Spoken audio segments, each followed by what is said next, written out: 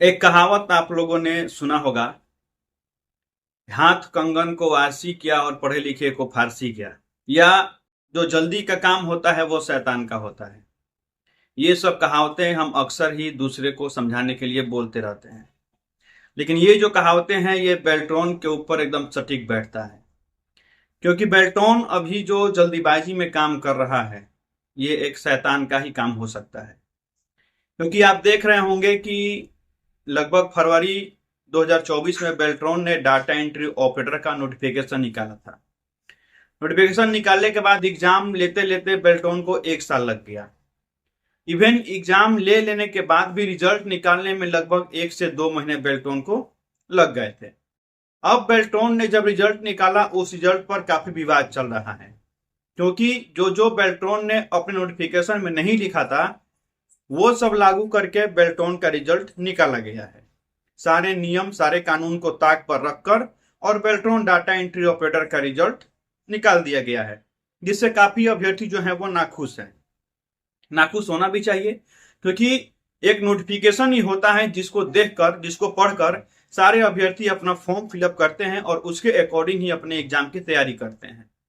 या जब भी हम किसी भी नौकरी की तैयारी करते हैं या किसी भी विभाग का फॉर्म भरते हैं तो पहले हम देखते हैं कि उसका प्रीवियस ईयर का एग्जाम पैटर्न क्या था, बहाली पैटर्न क्या था, उसके अकॉर्डिंग ही हम अपना तैयारी करते हैं।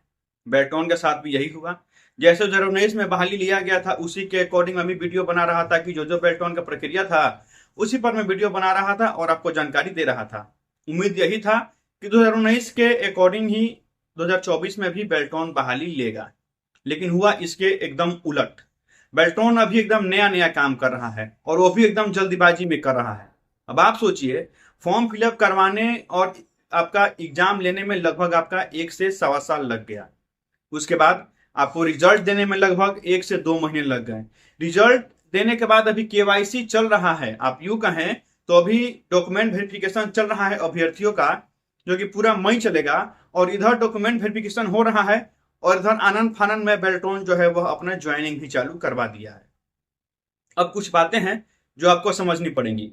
आखिर बेल्ट्रॉन इतनी जल्दीबाजी क्यों कर रहा है? अगर उसको डर नहीं है कि उसने अपने रिजल्ट में कोई भी गड़बड़ी की है तो फिर इतनी जल्दीबाजी क्यों? अभ्यर्थी अक्सर यह ब्लेम लगाते रह रहे हैं बेल्ट्रॉन पर कि बेल्ट्रॉन ने जो रिजल्ट निकाला है उसमें धांधली हुई है। काफी अभ्यर्थी मांग भी कर रहे हैं बेल्ट्रॉन से कि वो एक प्रेस विज्ञप्ति करके ही बच्चों का जवाब दे दे सवाल का कि कैसे कैसे क्या क्या नियम लगाकर बेल्ट्रॉन ने अपना रिजल्ट निकाला हुआ है। नोटिफिकेशन में कहीं नहीं लिखा था कि नॉर्मलाइजेशन होगा, लेकिन बेल्ट्रॉन ने रिजल्ट निकालते वक्त नॉर्मलाइजेशन किया। नोटिफिकेशन में कहीं नहीं लिखा था कि हिंदी टाइपिंग का कट ऑफ बनेगा। नोटिफिकेशन में यह लिखा था कि एग्जाम लेने के बाद कट ऑफ बनेगा और हिंदी के टाइपिंग के बेस पर उनका मेरिट लिस्ट बनेगा। दोनों में अंतर है। हिंदी टाइपिंग पर मेरिट बनाना और हिंदी टाइपिंग पर कट ऑफ बनाना, दोनों में अंतर है। ठीक है, यह बात आपको समझनी चाहिए। दूसरा बात, बेल्ट्रॉन ने कहीं नहीं लिखा था अपने नोटिफिकेशन में कि 5,000 पदों पर यह वैकेंसी है, लेकिन बेल्ट्रॉन ने 5,000 पदों पर रिजल्ट निकाला है। न एक सीट ज्यादा न एक सीट कम, टोटल एकदम 5,000 पद पर यहाँ पर रिजल्ट आउट किया गया है। और जो कट ऑफ लागू किया गया है वो कट ऑफ बच्चे लाए भी हैं, लेकिन उनके रिजल्ट में केवल क्वालिफाइड दिया गया है, उनका मेरिट में नाम नहीं है। आपको स्क्रीन पर दो इमेज दिखाई दे रहे होंगे। बाएं तरफ जो है वह एक कैंडिडेट है रंजन कुमार गुप्ता जी, उनका आपको स्कोर दिखाई दे रहा है। और दाहिने तरफ बेल्ट्रॉन के द्वारा जो कट ऑफ निकाला गया है उसका आपका दिखाई दे रहा है इमेज। और रंजन कुमार गुप्ता जी का आप देखेंगे तो ये BC2 से बिलोंग करते हैं और इनका आप देखेंगे CBT में नॉर्मलाइज्ड स्कोर है इनका 37.18, यानी कि CBT में क्वालिफाई हैं। वहीं इनका आप देखेंगे हिंदी टाइपिंग में नेट वर्ड पर मिनट तो इनका 28.96 है। और वहीं इनका इंग्लिश टाइपिंग में नेट वर्ड पर मिनट है 28.31।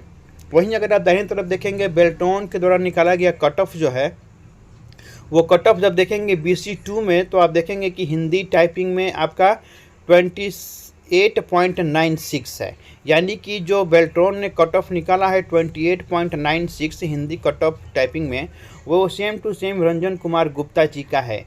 लेकिन रंजन कुमार गुप्ता जी ने मुझे बताया कि उनका नाम पैनल में नहीं आया है। मैंने देखा भी, इनका नाम पैनल में नहीं था।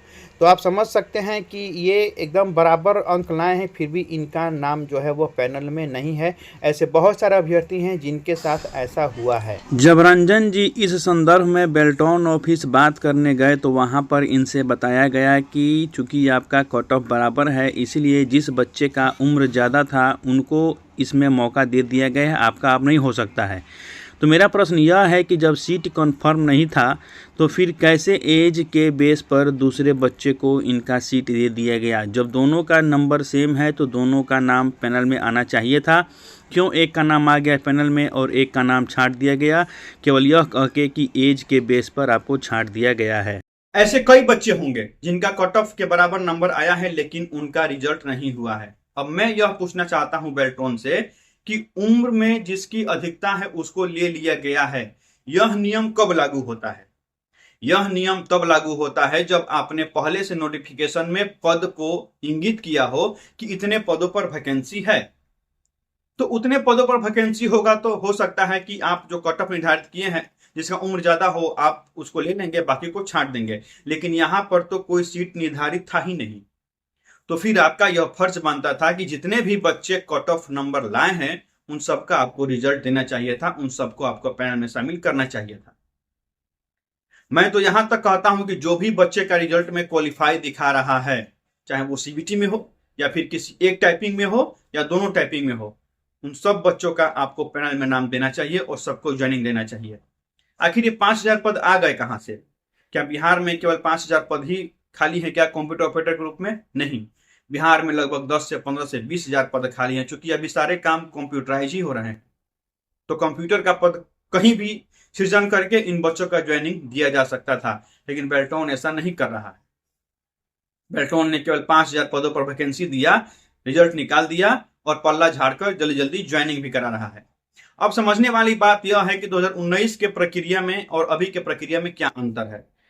2019 में जो भी प्रक्रिया हुई थी वह एकदम पारदर्शी तरीके से हुई थी। सारे काम ऑनलाइन हो रहे थे। रिजल्ट आउट करना, उसके बाद बच्चों का केवाईसी मंगवाना। रिजल्ट आउट होने के बाद 2019 में बच्चों का केवाईसी ऑनलाइन हुआ था बेल्ट्रॉन के वेबसाइट पर। ऑनलाइन ही विभाग रिक्वेजिशन मांगता था बेल्ट्रॉन से और बेल्ट्रॉन ऑनलाइन ही बच्चों के पास वो रिक्वेजिशन भेजता था, इससे बच्चे एक्सेप्ट करते थे कि कौन से विभाग में उनका ज्वाइनिंग होना है, और उनको पसंद आता था तो बच्चे एक्सेप्ट करते थे, वरना रिजेक्ट करते थे। और ऑनलाइन ही सबका कॉल आता था ज्वाइनिंग के लिए और सारा उनका प्रोफाइल ऑनलाइन बेल्ट्रॉन ऑफिस पर दिखाता था। लेकिन अभी क्या हो रहा है, सारा काम ऑफलाइन हो रहा है।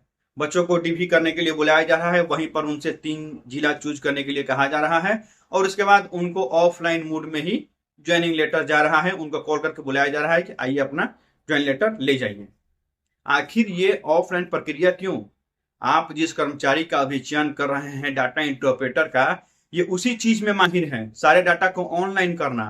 फिर आप इनकी बहाली प्रक्रिया ऑफलाइन क्यों करवा रहे हैं? ये सोचने वाली बात है। आनंद फानंद में आखिर ये ऑफलाइन मूड में जल्दीबाजी में ये क्यों ज्वाइनिंग करवाया जा रहा है? 3 जिला चूज करवा के अभी डीवी इधर चल रहा है, अभी आप इधर ज्वाइनिंग करवा रहे हैं। जो बच्चे चाहते हैं कि उनका गृह जिला मिल जाए, वो अगर गृह जिला अपना चूज करते हैं या पहले ही उनका गृह जिला भर देंगे ज्वाइनिंग करवाकर। यह कैसे हो सकता है? बेल्ट्रॉन को यही करना चाहिए था कि सारे बच्चों का डीवी करवा के केवाईसी करवाना चाहिए था। उसके बाद सारा जो प्रक्रिया है उसको पारदर्शी तरीके से करवाना चाहिए था। अब कुछ बच्चे कोर्ट केस करने भी गए हैं बेल्ट्रॉन के रिजल्ट के खिलाफ, अच्छी बात है, लेकिन आपको एक चीज ध्यान देना चाहिए। आप 2-3 पॉइंट पर जब केस करेंगे तो आपका केस काफी मजबूत होगा। और मैं एक और अपील करना चाहूंगा, जो भी पटना में बड़े बड़े वकील हैं, मैं उन सब से यह आग्रह करना चाहूंगा कि अगर आपको लगता है कि हाँ बेल्ट्रॉन के जो अभ्यर्थी के साथ नाइंसाफी हुई है, उनको इंसाफ मिल सकता है, तभी आप उनका केस हाथ में ले, वरना उनसे पैसे की उगाही करने के लिए कृपया उनका केस आप अपने हाथ में नहीं लें। दूसरी बात मैं यह कहना चाहूंगा अभ्यर्थियों से कि आपको 2-3 पॉइंट पर लड़ना होगा।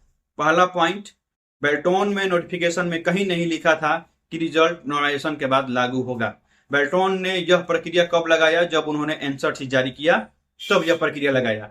तो आपका एक यह मजबूत बेस बन सकता है। दूसरा, बेल्ट्रॉन नोटिफिकेशन में कहीं नहीं लिखा था कि 5000 पदों पर वैकेंसी होगा। फिर बेल्ट्रॉन ने केवल 5000 सीट पर रिजल्ट क्यों दिया? यह आपका दूसरा पॉइंट हो सकता है। तीसरा पॉइंट आपका यह हो सकता है कि बेल्ट्रॉन ने नोटिफिकेशन में कहीं नहीं लिखा था कि हिंदी के टाइपिंग पर कट ऑफ बनेगा। बेल्ट्रॉन ने यह लिखा था कि सीबीटी और जो भी परीक्षा है वो लेने के बाद कट ऑफ निर्धारित किया जाएगा और तब आपका पैनल तैयार होगा, और वो भी पैनल जो होगा वो हिंदी के टाइपिंग के मेरिट पर होगा। ये दोनों बातें अलग अलग है, आप ध्यान दीजिएगा। एक हिंदी के टाइपिंग पर कट ऑफ निकालना और हिंदी के टाइपिंग पर मेरिट बनाना, यह दोनों अलग अलग बात है। आपको कट ऑफ बनाना था तो आप सीबीटी पर बनाते या ओवरऑल बनाते, लेकिन आप केवल हिंदी के कट ऑफ पर क्यों बनाए? और जब आपको हिंदी के कट ऑफ पर बनाना था तो फिर आपने फॉर्म फिलअप करते समय इंग्लिश टाइपिंग चूज करने का ऑप्शन क्यों दिया था? तो अभ्यर्थी आप ये भी जब केस कीजिएगा तो ये पॉइंट जरूर रखिएगा कि जो बच्चे केवल इंग्लिश टाइपिंग चूज किए हैं, अगर बेल्ट्रॉन को केवल हिंदी टाइपिंग पर ही देना था रिजल्ट, तो फिर इंग्लिश टाइपिंग चूज क्यों करवाया था और इंग्लिश हिंदी टाइपिंग चूज क्यों करवाया था? आखिर इतना बड़ा पैसे की उगाही अभ्यर्थियों से क्यों की गई? ये सवाल आप कोर्ट में जरूर कीजिएगा। बाकी मैं यह जरूर कहना चाहूंगा कि जो भी बेल्ट्रॉन के अधिकारी हैं, आप एक बार समझ जाइए कि आनन फानन में जल्दीबाजी में कोई काम नहीं करना चाहिए। ये सारे अभ्यर्थियों के जीवन का सवाल है। आप लोगों को सोचना चाहिए कि ये सारे बच्चे आपके बच्चों के जैसे हैं, इनसे पैसे की उगाही नहीं करनी चाहिए। आप जो भी बच्चे क्वालिफाई हैं, चाहे वो हिंदी टाइपिंग में हो, चाहे इंग्लिश टाइपिंग में हो, या फिर दोनों टाइपिंग में हो, और जो सीबीटी पास हैं, आप सबका पैनल बनाइए और धीरे धीरे सबका ज्वाइनिंग दीजिए, क्योंकि सीट तो हमेशा खाली रहता ही है। बहुत बच्चे अभी बीपीएससी टीचर में चले गए, तो बहुत बच्चे एसएससी का फॉर्म भर रहे हैं, बहुत बच्चे रेलवे में चले गए, तो सीट निरंतर खाली हो रहा है और नया नया पद का सृजन भी हो रहा है। तो सीट समझ जाइए, सीट की कमी नहीं है, बहुत सीट है। तो आपको यही चाहिए कि जितने बच्चे क्वालिफाई किए हैं सबका रिजल्ट आपको दे देना चाहिए। नॉर्मलाइजेशन करने का क्या फायदा हुआ? बच्चे सोच रहे थे कि नॉर्मलाइजेशन इसलिए हो रहा है क्योंकि बच्चे ज्यादा पास ही नहीं है, तो पास करवाने के नॉर्मलाइजेशन हो रहा है, रिजल्ट ज्यादा से ज्यादा आएगा। लेकिन रिजल्ट निकला तो वही केवल 5000 सीट पर निकला। आखिर नॉर्मलाइजेशन का फायदा क्या हुआ? कुछ नहीं हुआ। तो बस मैं यही आग्रह करना चाहूंगा बेल्ट्रॉन के अधिकारियों से कि आपको फिर सोचना चाहिए और जो भी बच्चे क्वालिफाई हैं उनका रिजल्ट आपको फिर से देना चाहिए, उनका पैनल बनाना चाहिए और उनका ज्वाइनिंग भी आपको धीरे धीरे देना चाहिए, भले ही कितना भी लेट लग जाए। बाकी जो भी बच्चे लड़ रहे हैं, अपने हक की लड़ाई लड़ रहे हैं, मैं भगवान से ही कामना करता हूं कि आपकी मनोकामना पूरी हो जाए, आप लोग लड़ें और अपना हक प्राप्त करें।